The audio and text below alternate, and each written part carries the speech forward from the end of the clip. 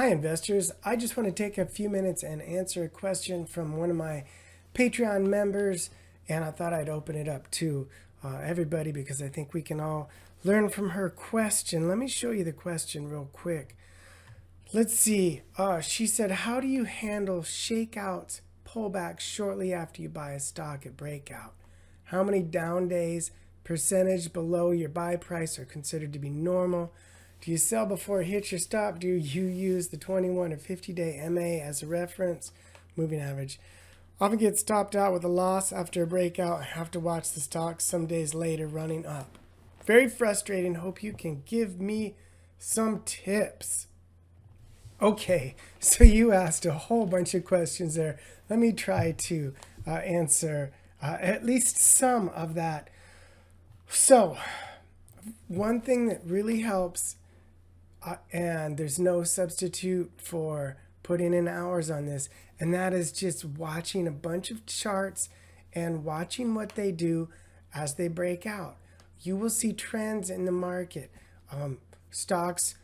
Most stocks will break out and quote work and extend to 15 or 20%. Or most stocks will break out, run up 10%, then pull back to the pivot point, and then break out and run up 20%.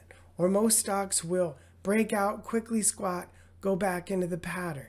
Or most stocks will break out, quickly squat, go into the pattern, and then blow through the bottom of the pattern, etc. So part of it, and this is where the hard work comes in, is just watching a whole bunch of charts and making a mental note of what different stocks are doing. And then also, it can be industry specific. Breakouts in the oil industry are working really well right now. Conversely, it seems like the majority of breakouts in the tech industry are at least squatting and taking a few times to get rolling. So that's one thing, and unfortunately there's no shortcut to that. Another thing you can do is do a Minervini, what Minervini calls a cheat, a low cheat or a cheat. So here we have AMD that made this not a great base, kind of an asymmetric base. You want to have both sides symmetrical, and the right side is certainly truncated. But the William O'Neill would have you buying right here, the traditional breakout above the left side. And in this case, it worked smashingly. But that's not always the case, as I'll show you in a minute. A better thing, when you can, is to initiate your position sooner. When the left side, when that lower trend line breaks to the upside, that's where you initiate your position. Put on a half size position, a quarter, third size position. Give yourself a tight stop. And if you're wrong, you take a paper cut. If you're right, then the right side builds out, and you put on the rest of the position before it even breaks out. And then when it breaks out, you could even add more shares. In this case, I did not. Now, sometimes the pattern doesn't give you a really good cheat area, like 𝐴𝐵 here, APP, and you might get stopped out on the breakout, and that's super frustrating. I agree. That happens to me all the time. It's just part of doing business. If this was a big position, then you probably should wait the 30 days so that you don't generate a wash sale, which means you can't deduct the loss from your profits. In which case you can make a note on your calendar and visit other stocks until the 30 days is up. But preferably put on a smaller, if you're watching the market all day long, if you have that luxury, then don't buy it all at once. If you're going to buy $1,000 of a stock, buy 500, and then a couple hours later put on 250 if it is staying strong, and then at the other day, if it finishes strong but not too extended, then you put on the other 250. What happens if you put on the $500 and then it explodes up 10%? Oh well, then that's a good problem to have. You've got a 10% gain on your $500, right? So, generally speaking, don't take your eye off the stock when you get stopped out. Certainly you can swear, right? But keep your eye on it. Set another alert. This is a classic example. App. I actually bought the breakout right here on, what was that? January 29th. Came in the next day, came down to the 50-day. We'll talk about in a moment. Stopped me out of my 5% stop and took off again. And then what did I do? I just bought it a few days later when on the breakout failure reset, even at a slightly higher price than the last time. And now I'm up 50% on that trade. So absolutely, I watch the 21 and the 50-day. If a stock pulls back into the pattern in a bull market, usually the 50-day or the 21-day will catch it. And I think this is the only example I'm going to show you. But anecdotally, I've looked at hundreds of breakouts. And in a bull market, like I said, the institutions line up on the 50-day and or the 21-day like a bunch of fish and gobble up the shares when it comes down there. In a bear market, support lines, including moving averages, do not work well. And oftentimes, stocks will blow through those moving average lines like they're not even there. Another thing that can keep you in that I should have done on this one, and I often do, I can't remember why I didn't do it on this stock, maybe because it was a smaller position, is do staggered stops. There's no law you can only have one stop. You can have two, you can have four. So here's our saucer base, right? Here's our breakout. Let's say we bought our breakout here, and here is, well, in this case, look at that. Even if I did a 5 and a 10, I would have gotten stopped out. This is not a good example. Okay, here's a better example. This is BGC. This is one of the stocks I have in my Patreon portfolio. And if you want to check out my Patreon, there's a 7-day free trial. I show my portfolio and my focus list. Link in the description below. Okay, so let's say we only bought, we should have cheated here and bought right here and then added to it right here. But let's say we waited and we bought the traditional breakout right there. We could have put on a 5% stop and, hold on a second, a 10% stop, and that would have kept us in. So let's say we bought it right here. We put our 5% stop here. We put our 10% stop here. We would have got stopped out of half of it, but the other half we would not have got stopped out of. And look how far we would be up if that's the case. So another thing you can do is using staggered stops.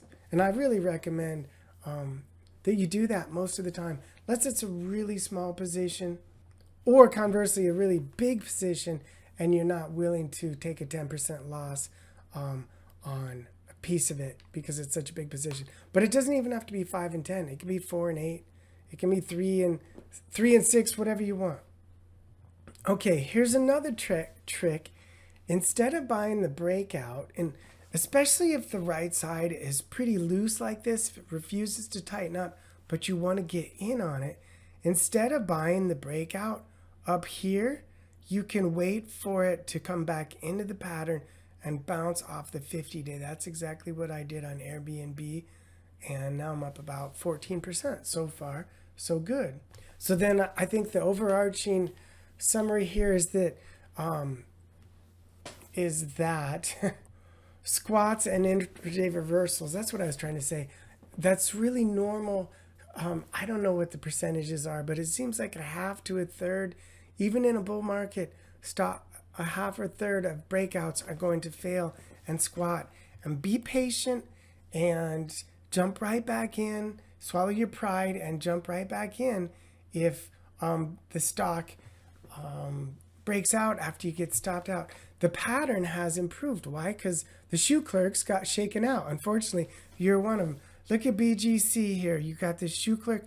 You got breakout attempt, breakout attempt, breakout attempt, breakout attempt, breakout attempt, shoe clerk shakeout, another breakout attempt, shoe clerk shakeout, and then finally it breaks out and runs from 5 and 2. until 8.6. So be patient, let your stop do the work. If you get stopped out, watch it and get back in if the chart tells you to. Another thing that just popped into my head is it seems like we, and including myself, we often rush these patterns. We see a nice pattern set up, we really want it to work, and we often rush it by just a day or two. Like if you look at Sharknado here, now this is not a perfect base by any means, it's quite small, but if you look at Sharknado here, I'm sure the temptation to buy this breakout was high, but this is a really small handle. And if we had just waited 1-2 days, that would have given us more of a handle, more of a consolidation pause, and then we're more likely to be successful when we pull the trigger. Okay, here's a better example. EME, saucer. Here's a breakout, but look how short that handle is. Prior uptrend, nice saucer. People are dying to get in it, but we're just rushing the trade a little bit. Be patient and let that handle develop a little bit more. And then when you got a better handle, that's when you pull the trigger. Now, if you do that, occasionally you're going to miss a trade, right? Maybe this breakout works and it goes sky high immediately. Oh well, right? There's 10,000 stocks. Let that handle develop.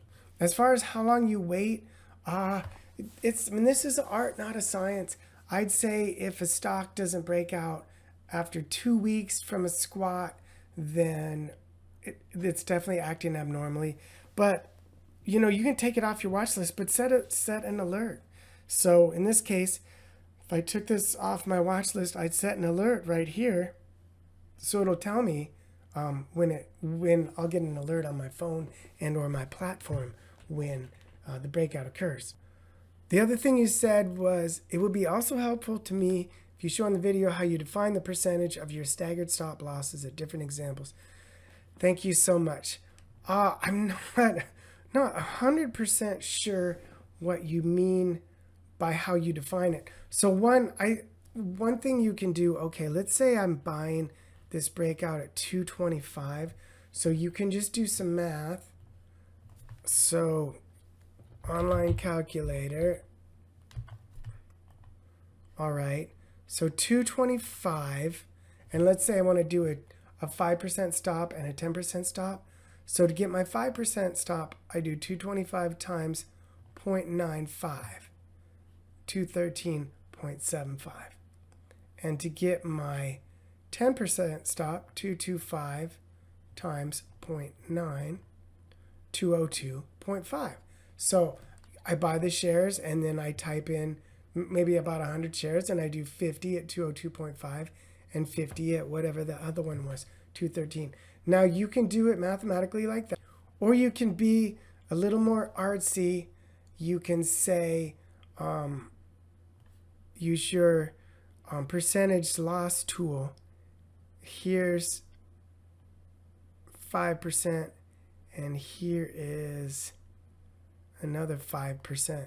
So you can, when you buy the shares, you can use your measurement tool on stockcharts.com or whatever platform you're using, percentage change. Okay, so here's 10%. And so then you visualize, all right, I want to do half of it just beneath this platform at about 219. And then I'm just going to give it more wiggle room. And I'm going to put it under this piece of support, which is about 209. And then, like I said, you use a little art and you type in those two numbers. And, that looks like it's about 4 and 8%, something like that. And that's good enough for our purposes. And that is all I have time for today, Karen, but I hope that answers your question in some fashion. And if you're not a member of my Patreon, I do encourage you, like I said, to check it out in the description. And you may also want to check out my partner, Seeking Alpha, And 𝗕-𝐵𝐶, an amazing database of fundamental information. Sorry, my teenage son just showed up. He always manages to show up needing something right when I'm making a video. Anyway, I encourage you to check out Seeking Alpha Premium and Seeking Alpha. 𝗕-𝐵𝐶. Seeking Alpha Premium is an amazing database of articles and fundamental information. You've got all this fundamental information up here that you can access. Personally, I use the news items the most here, and the analysis articles and the transcripts. You can also do a portfolio where you can watch your stocks in real time. Then 𝗕-𝐵𝐶, they use quantitative analysis to create a portfolio. It's handily outperforming the S&P 500 this year, 130% versus 40%. Okay, that's it from me. You guys have a good night. Let me know any thoughts, or good day, whenever you're watching this. Let me know your thoughts or questions. Take care.